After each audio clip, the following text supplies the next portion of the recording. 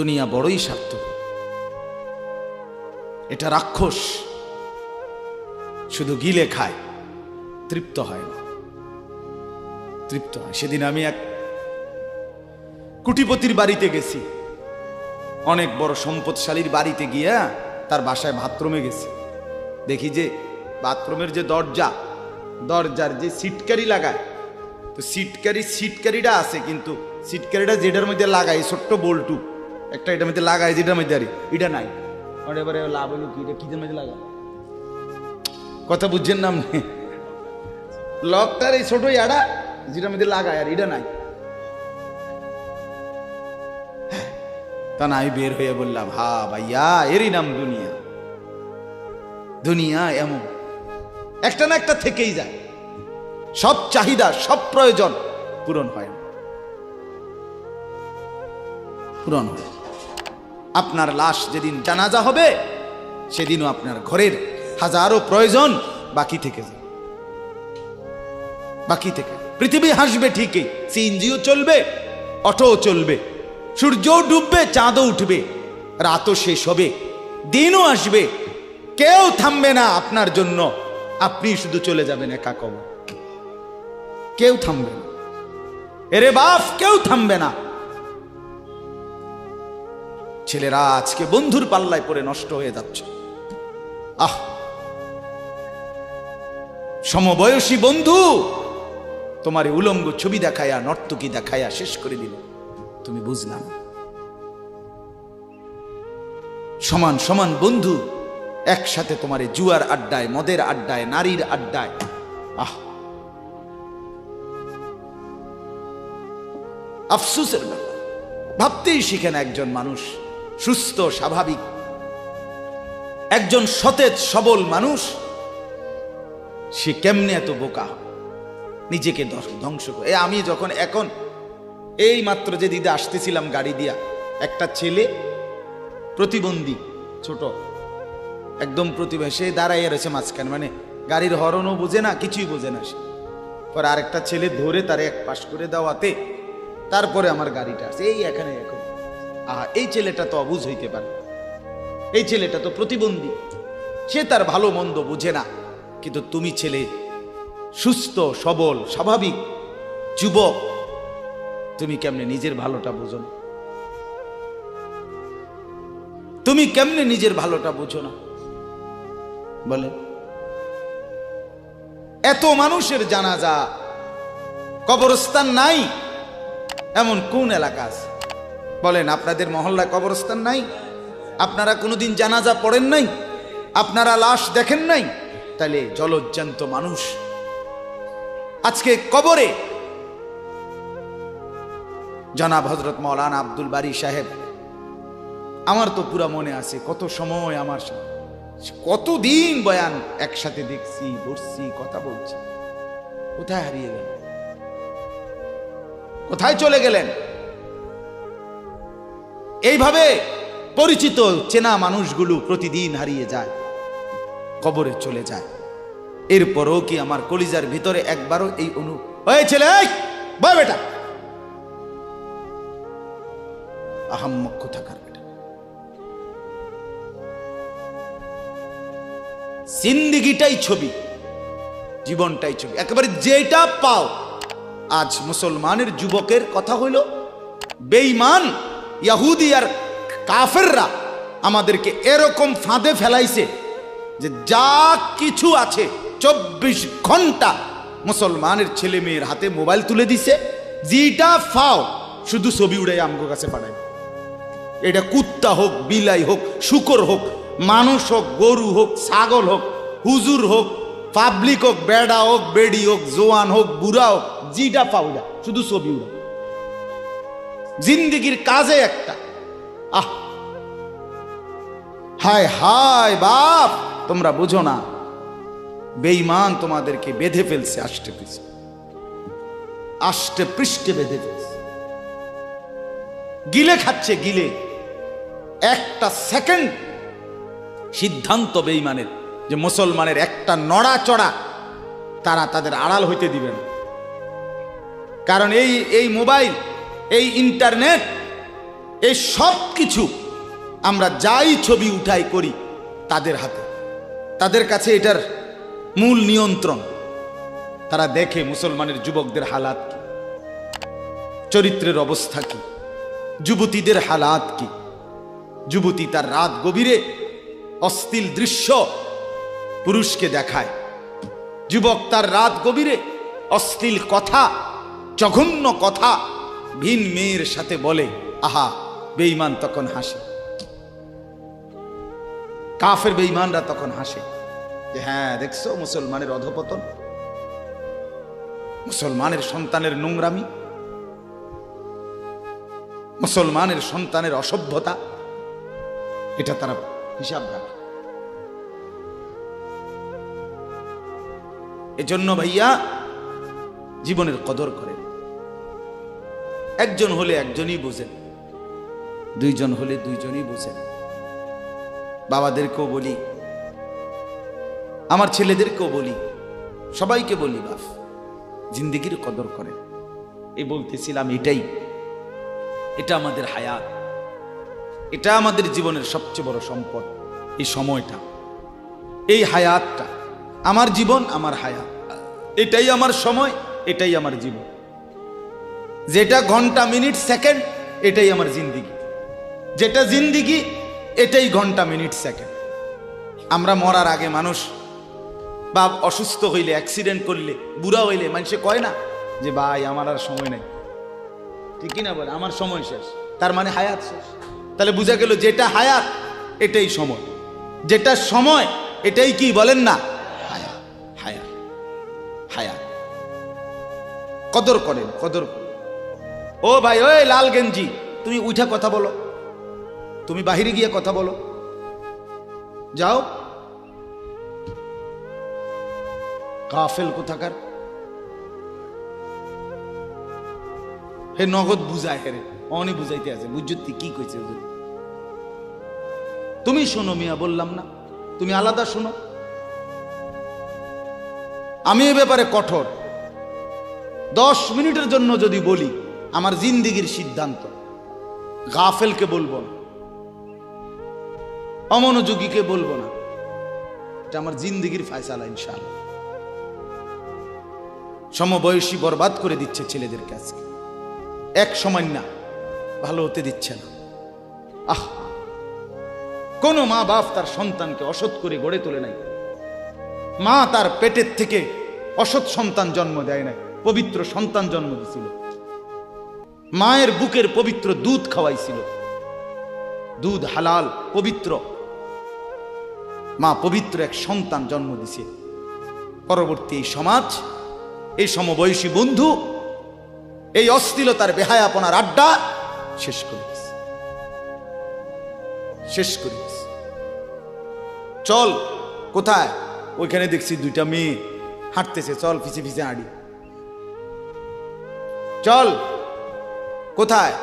ওইখানে চল একটু আড্ডা দিয়ে আসি। শেষ। 3টা বাজে বের হইছে, রাত 10টা বাজে ফিরছে।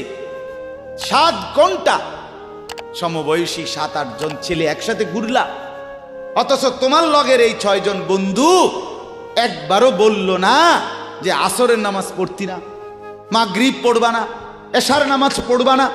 7 ঘন্টায় যেই বন্ধুরা একবারও তোমারে 1 ওয়াক্ত নামাজের কথা বলে নাই, বিশ্বাস করো ছেলেরা, এটা বন্ধু না, এটা শয়তান ছাড়া আর কিচ্ছু না।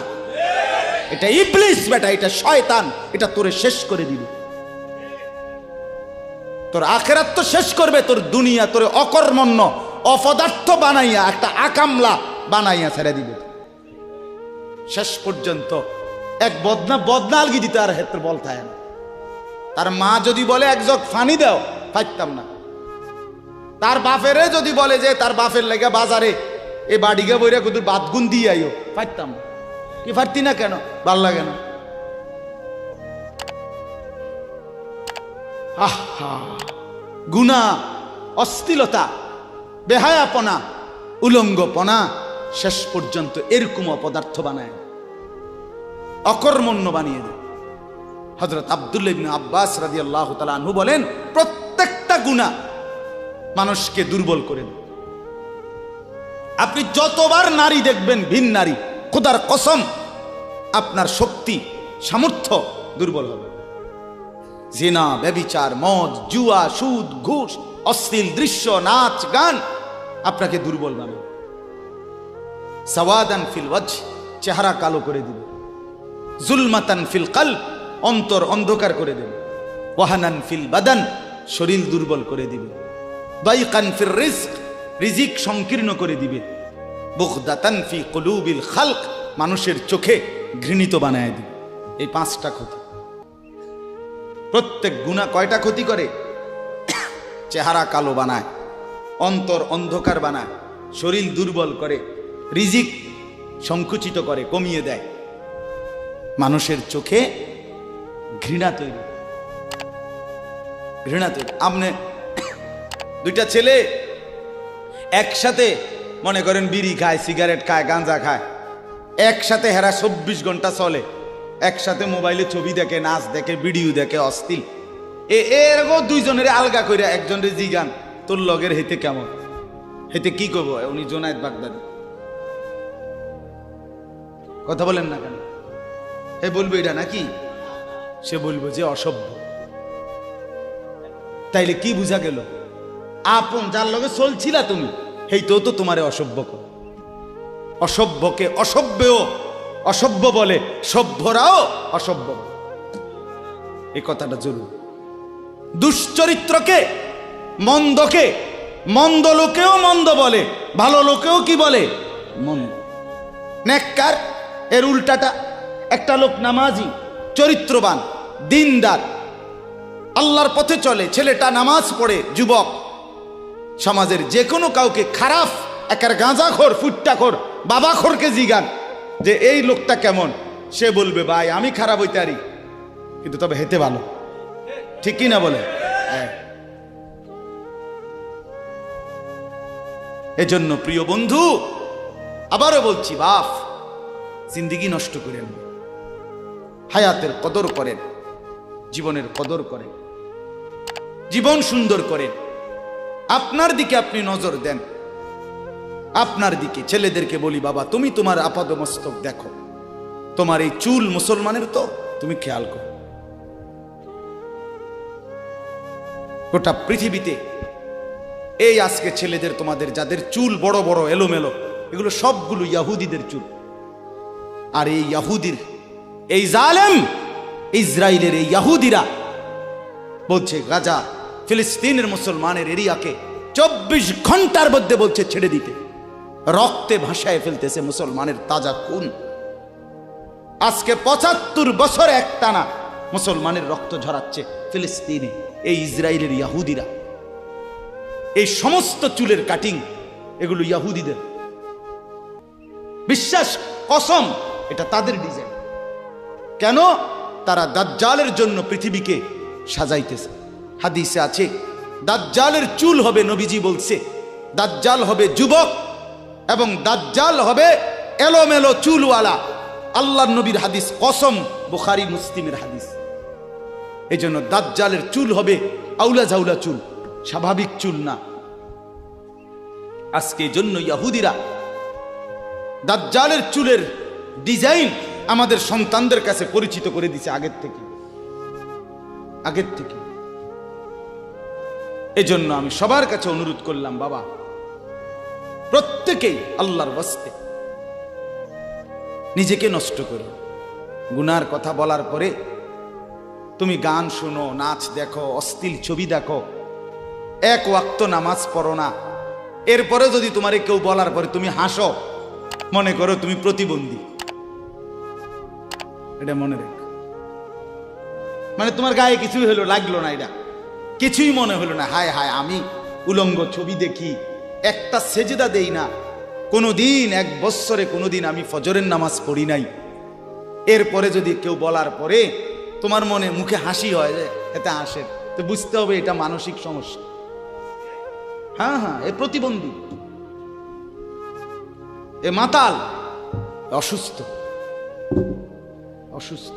আমি নিজে পাবনা, গত মাসে আমি পাবনা গেছিলাম, বিকাল বেলা আসরের নামাজের পরে পাবনা মানসিক হাসপাতাল, যেটা আমি নিজে দেখতে গেছি, আমার ওই এলাকার ওরা নিয়ে গেছে, এই বাংলাদেশের সবচেয়ে বড় মেন্টাল হসপিটাল যেটা, আমি মাগরিব পর্যন্ত পাবনা মানসিক হাসপাতাল ঘুরে ঘুরে দেখছি ভিতরে, অনেক ওয়ার্ডে গেছি।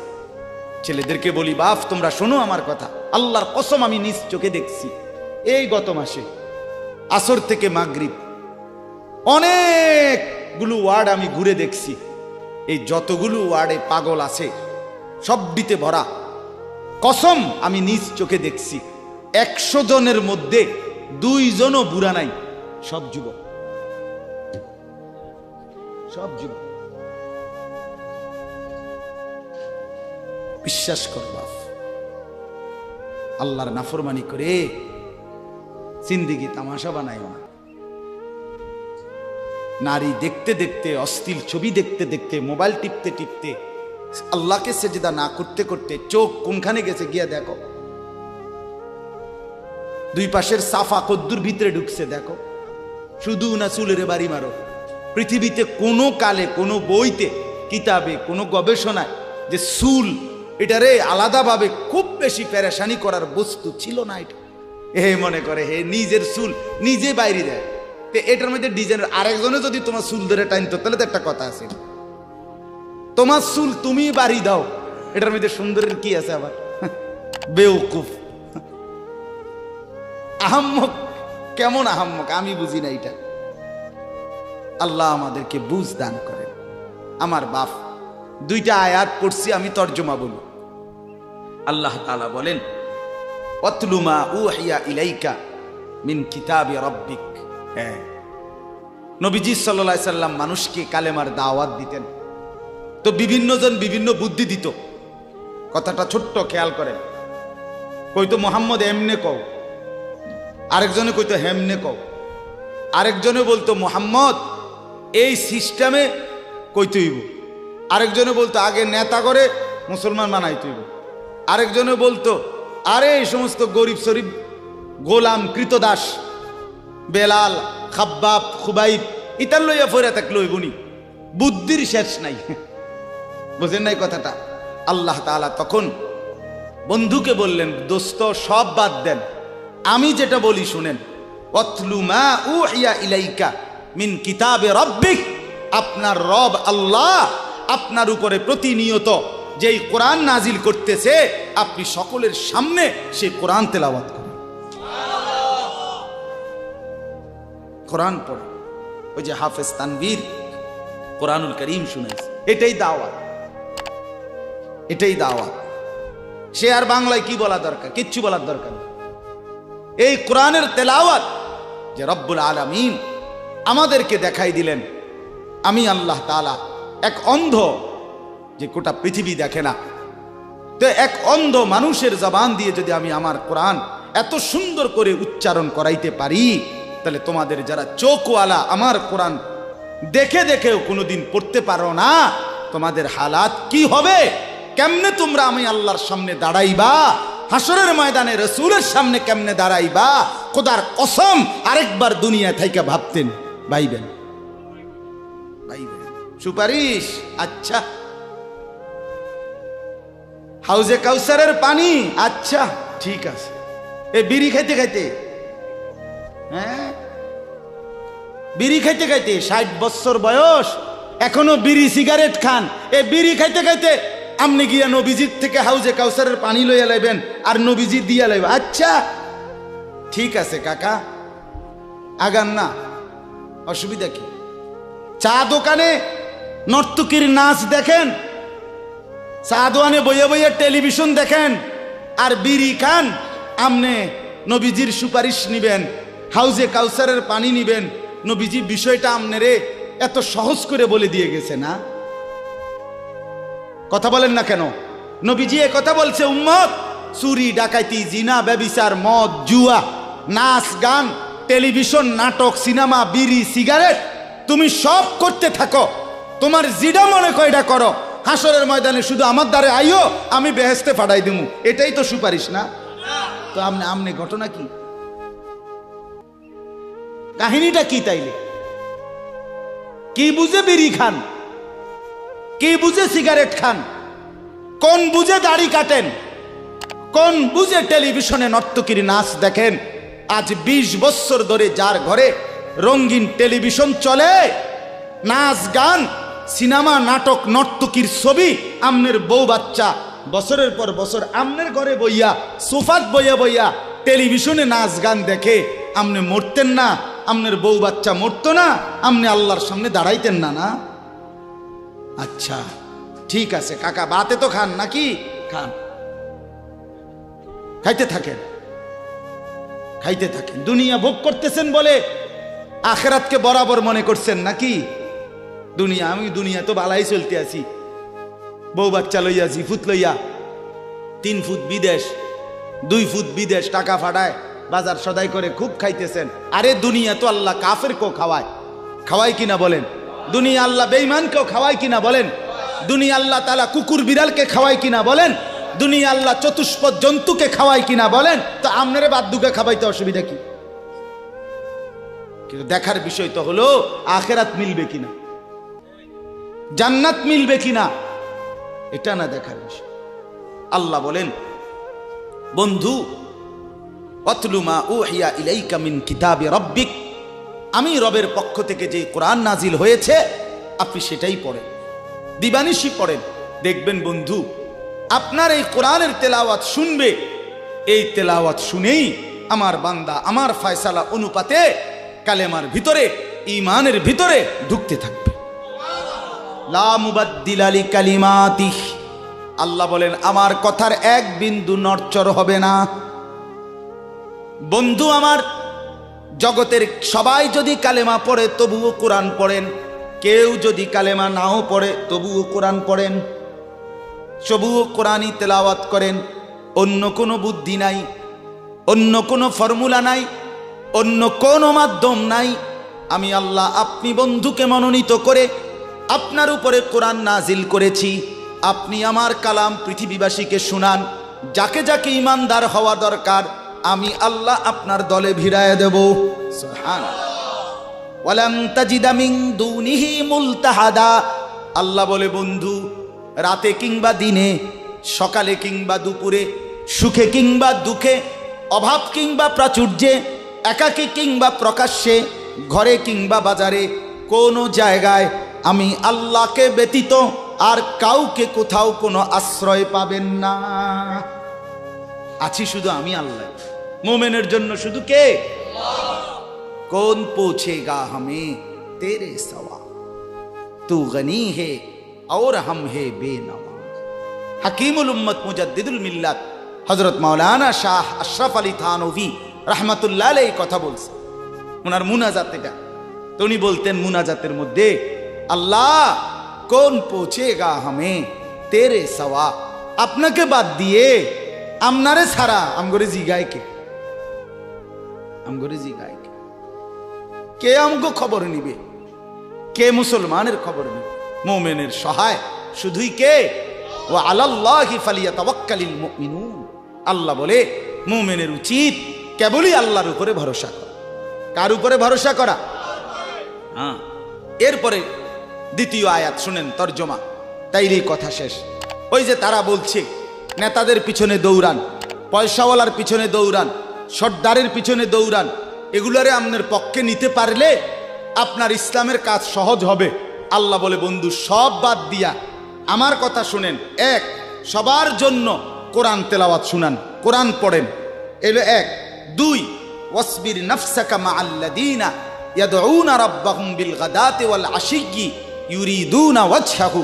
আর আল্লাহ বলে বন্ধু সকাল সন্ধ্যা দিবা নিশি আমার সন্তুষ্টির জন্য যারা আমাকে ডাকে, সেজদা করে, গোলামি করে, বন্দিগি করে, আপনি কেবল আপনাকে তাদের সাথেই মিলাইয়া রাখেন।